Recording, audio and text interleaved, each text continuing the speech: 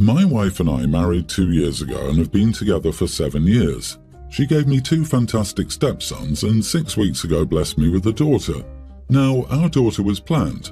I wanted at least one biological child. She told me at that point that if she were to have a baby, she would want to stay at home for at least the first year so she could exclusively breastfeed, and I immediately agreed. We were in a good financial position, we had money stashed away in multiple accounts. We were set. So I did agree to this, which probably makes me an idiot.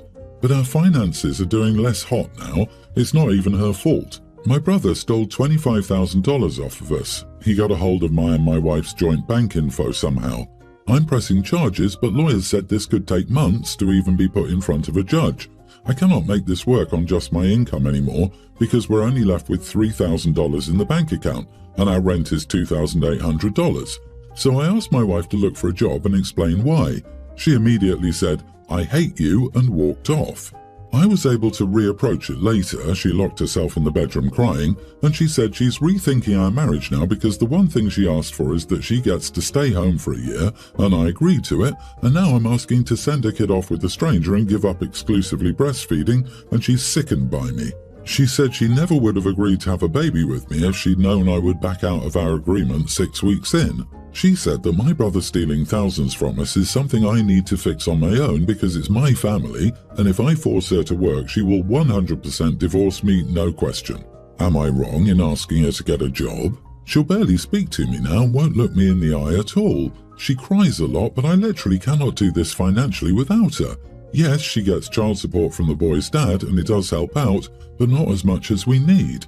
Edit, we do have other money. I get about $300 more monthly than all of our bills, but that's if nothing goes wrong. The $25,000 was taken out of the joint account, which was mostly her savings from working overtime. We have $15,000 set aside for the kids, and then she has a separate account for the money she gets from child support, but I don't know what's in that. I was helping my brother. He lives at a hostel and doesn't have a mode of transport. He works full-time, but 90% of his money goes to child support because he's had 5 kids with 5 different women. So I picked him up to bring him to the grocery store, and there was a period where I was out pumping gas. I'd throw my wallet on the seat, and he could easily have grabbed it at that point because it was right in the front. Since then, he hasn't answered a single phone call and is no longer staying where he was. I mean, I didn't think he would do that. My wife didn't like him because he would openly ask for handouts at least once a week, but I didn't expect him to steal from me, though he did steal from our sister years ago, and certainly not that type of money.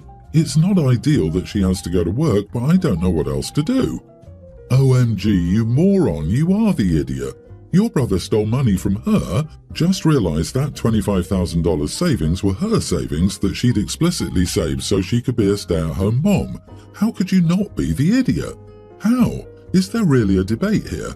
Get a second job, starve yourself, stop sleeping. I don't really care. Get that money back. You missed the part where he said that most of the $25,000 is money she worked overtime to save in preparation for having to stay home a year. Like she prepared to stay home, money gets stolen, Nope goes, "Lady, go back to work." Did he even consider other potential solutions? Did he do the math on the cost of childcare before coming up with his perfect solution? Not only that, OP knew the brother was a thief who needed money, and he left his wallet and bank account info just lying around for anyone to access. Dude, you didn't think the brother who steals and constantly asks for money would steal. You never put distance between your family and him to keep them safe, and now you want your wife to suffer for it while you have money and she has money? Unbelievable, all these weeks after she gave birth. I'd divorce you too. Jeez, I get that finances are tight, but she's 6 weeks postpartum. You're expecting her to be the primary caregiver to your child, the exclusive milk provider, and do all this on broken sleep while having a job. Who exactly is going to care for the child while she works? Wow, sounds like you need to look for a better second job. Did that option occur to you? Put your big boy pants on for damn sake. Our daughter is 7 weeks old. My wife is a full-time stay-at-home mom. Both of us want this until our daughter is at least 5, starts school and can openly communicate with us. I work full-time, making $25 an hour, and while the pay is good, I've been looking for something a bit better just so we have more fun money, basically. I got home from work today at 3 p.m. and she asked me to take the baby. As soon as she asked, though, I got a phone call that I suspected was from an interview, so I said, "Hold on a second," and took the call. It was an interviewer and he wanted to do an over-the-phone interview and asked if it was a good time. I said yes. About 40 minutes later, I go back in and my wife is cooking dinner with the baby strapped to her chest. I said I could take the baby now and she said, "Looks like I've got it," and dismissed me completely. She then turned off the stove, dinner was done, went into the bathroom with the baby and took a shower with the baby. I went in and said she was being ridiculous and that I had to take a phone call and she snapped. She said, "I take phone calls while holding the baby all the damn time. I cook, clean, shower, use the bathroom and shave while holding the baby. Your excuse is pathetic." Am I the idiot for not taking the baby immediately? Edit, our daughter just had her shots. She's fussy. Putting her down in the crib would have led to screaming because she was already unsettled, so my wife would have just grabbed her back out anyhow. You are the idiot. It isn't about just taking the baby when asked, it's that you failed to communicate or be considerate. You got a random phone caller, you had to take it, that's fine. They asked if you were free. Well, you weren't really free because you just agreed to take a baby, but you could have certainly asked them to hold for a moment and gone and communicated with your wife. They want to do an interview now, so I can't take the baby. Simple as that. And then, after being gone for 40 minutes and seeing she's upset, you follow her to the bathroom and tell her she's being ridiculous. Dude, you left her when you said you would help for 40 minutes with zero consideration or communication, and she's the ridiculous one?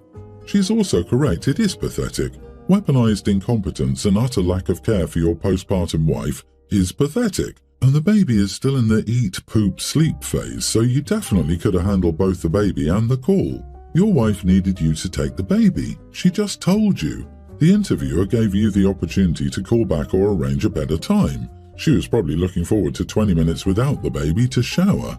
Oh, come on, you don't tell an interviewer it's not a good time. Let's be real. Unless you're being specifically headhunted, most interviewers have multiple applicants who are all about the same in terms of viability. They have no need to wait for the convenience of your normal applicant to be available. Taking a phone call from your mom or to a friend is very different from an interview call. Having a baby being distracting, or worse, start crying, is not going to project a competent professional. You are not the idiot. It sounds like your wife could use some recharge time, though, if she's a reasonable person. And yes, I was a stay-at-home mom for many years. I know exactly how tough it is. Sometimes you have to suck it up and deal a bit longer for important things. My wife and I have a 6-month-old baby girl. Due to postpartum anxiety, which she's being treated for, my wife struggles with leaving our daughter with anyone outside myself or my mother, who lives with us. This hasn't been an issue thus far, and as I said, she's in therapy, so it's been getting better little by little. Unfortunately, my nephew, who is also 6 months old, passed away a few weeks ago. He'd been in poor health since birth, but it's still obviously devastating for the entire family, especially my brother and sister-in-law.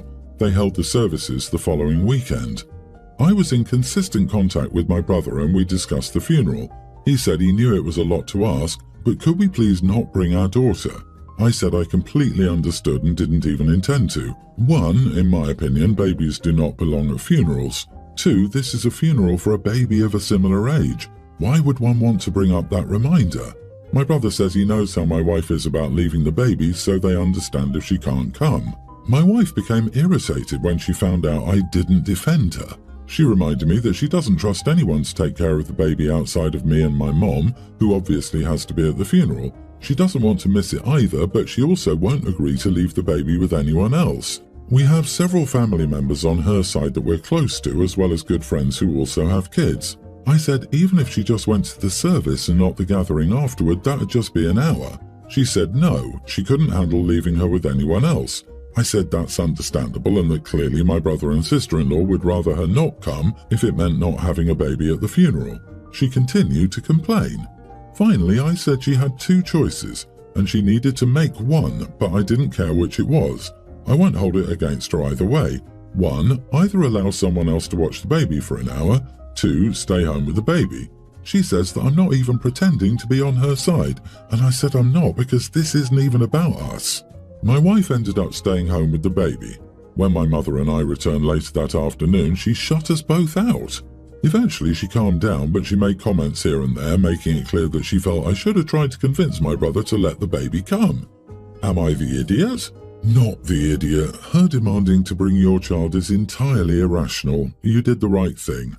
Anyone who has an ounce of empathy would understand your child's presence would be incredibly hurtful to the grieving parents and others. It is difficult to believe she couldn't look past her wanting to attend with her child. Is your wife usually this self-centered? Not only are you respecting your brother's wishes, but I don't think attending the funeral for a baby of a similar age is going to be good for your wife's PPA or PPD. She's already afraid to leave the baby alone. She doesn't need to see what a funeral for a baby looks like. That sounds like it will make her anxiety worse. What torture it would be to see this healthy baby at this particular funeral. Your wife needs to learn to let others protect their own emotional health as she's protecting hers. She's being totally self-centered and unreasonable. Your wife has some serious issues. I hope she gets a handle on them soon. Eventually, this baby will grow up. Is she going to sit in the classroom when the baby goes off to school? Postpartum anxiety is one thing, but holy crap, that's delusional and entitled. I don't think I'm an idiot, honestly. However, literally everyone I've spoken to is against me on this because it's just food. I would never make someone feel like crap over food, blah blah. I, 30 female, have a young teen son named Colby with my ex-husband. Last year, my son desperately wanted to go to Japan because his father currently lives there, and my son had been there multiple times for visits during the summer and fell in love with it. He begged me to let him live with his dad for a year, and while it broke my heart and gave me extreme anxiety, I agreed. I couldn't say no. He went there for a year and returned home in August. As many could imagine, Japan has a very different cuisine than the US, and while my son wouldn't complain about anything I put in front of him, he did make a few comments about missing Japanese dishes. So I went through a few websites, got a hold of his dad, etc., and I was able to get some of the ingredients and recipes shipped out to me. His favourite one is noodles with a dark brown spicy sauce. I can't remember the name off the top of my head, but since it's his favourite, I have his father send me the noodles and sauce so my son can prepare it for himself at home and buy him the fresh ingredients needed. Well, my husband's daughter, Tween, and I asked Colby the day before yesterday if she could have some of his noodles. He said no. He only said no because he'd made the dish for her before and she wasted the entire thing because it was too spicy. So she didn't like it, so he said no and reminded her that she didn't like it. Before my daughter could respond, my husband piped up with, "Give her some, there's no reason why you can't share." So I stepped in and said no and that she's already had it and threw it in the trash and this is his food. He doesn't have to share his food. He just kind of walks off. Well, this morning my son asked where all of his noodles were, 4 packages, and my husband said, "I ate them." I asked why the heck he would do that and he said, "Because I wanted to." To me, this felt like a big screw you because I told him my son didn't have to share his food, so I did lose it. He did this on purpose. I just know it. I told him he was a damn pig on a power trip, and he should be ashamed of himself for eating my son's food. He says I'm ridiculous and I'm an idiot for calling him a pig because he's overweight, simply because he was hungry and wanted to eat. Everyone else says I'm an idiot too. Not the idiot. Your husband seems to be on a power trip, and I think there was more than one reason your son wanted to live with his father in Japan so much. Yeah, it's just food. However, it's food purchased by your son's father and then shipped to him from Japan. It belongs to your son and your son only. He doesn't have to give it to anyone he doesn't want to, as it's a gift from his father. I really think you need to have a private conversation with your son, away from your husband, and ask him if your husband treats him poorly when you're not around. I honestly wouldn't be surprised if the answer was yes. It's time to pull the trigger on it. I guarantee you he's either been doing or saying things without you knowing to put your son down. Based on the entire situation, it sounds like he spoils his daughter and gets cranky because someone is saying no to her. And if that's the case, as she hits her teen years, life is going to simply get awful in that household. Also, eating 4 packages of noodles in one sitting just to dominate your young teen son is both a pig thing to do and extremely immature. It's the equivalent of licking all the cookies so no one else can have one. It's a far, far, far bigger issue than some stupid and very replaceable noodles. If you choose to stay in this marriage, get your son a lockbox or safe that he can store his non-perishable food items. And possibly even a small fridge with a lock on it as well if any perishable items need refrigeration, because I guarantee you, this is only the beginning. I, male 35, have been married to my wife 33 for 10 years and we have a son, pre-tween. My wife is a homemaker and I work as an engineer. We have a joint account and she can access my other accounts. I've always trusted her and never controlled the money. A few weeks ago, I noticed some strange money transactions going into her account in my rarely accessed account. There were several dollar transfers to her account on different days. I asked my wife what she used the money for, but she tried evading the questions. I kept pressing and she confessed. She was using this money to gamble on online betting sites. She lost over $9,000 in gambling in the past few weeks. She admitted to having a gambling problem and was trying to stop. I decided to cut off her access to our finances and give her an allowance. She was very upset and said I was being unfair and controlling. I think I'm being reasonable. I'm not sure if I can trust her again after what she did. Am I the idiot? Not the idiot. You're doing the smart thing, protecting what you still have for both of you. You'd be dumb not to. That being said, if you value the marriage, and if she does too, she needs therapy to overcome this and earn your trust back. And she needs a part-time job to occupy her time now that your kid is in school. She's probably bored and was looking for something to do when she got hooked on online gambling. I would ask her to stay with her parents until she gets help. I have a warning for you. Just because you cut off her access to the finances that you have, you probably need to freeze your credit as well. I have no doubt she knows your social security number. She can easily apply for a payday loan or a line of credit on your house by using an online company. All she will need is social security numbers and your personal information, which I'm sure she has, along with your tax returns. I know that sounds harsh and final, but when you have children involved and there's an addict of any kind, the child's needs come first. Your wife only came clean because she got caught, so you need to lock down all your credit.